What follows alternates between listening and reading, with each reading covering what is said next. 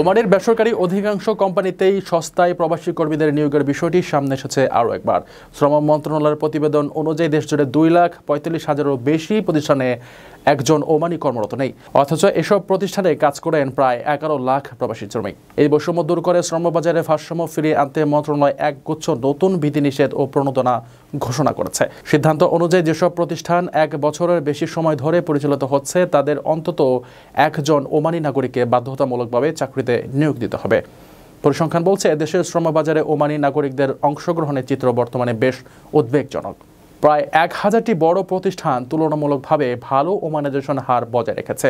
এসব প্রতিষ্ঠানে 2 লাখ ওমানির বিপরীতে প্রবাসী কর্মীর সংখ্যা প্রায় 2,45,000, আর 19,000 মাঝারি ও ক্ষুদ্র প্রতিষ্ঠানে 60,000 ওমানি বিপরীতে কাজ করছেন 3 লাখ প্রবাসী। তবে সবচেয়ে আশঙ্কাজনক চিত্র উঠে এসেছে অতি ক্ষুদ্র প্রতিষ্ঠানগুলোর ক্ষেত্রে।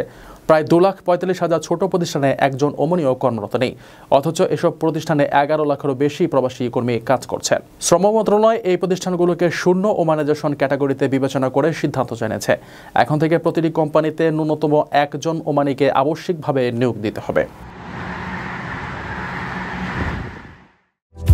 আকর্ষণীয় রেট ও দারুণ সব ডাটা বান্ডেল পেতে আজই ব্যবহার করুন ফ্রেন্ডলি সিম।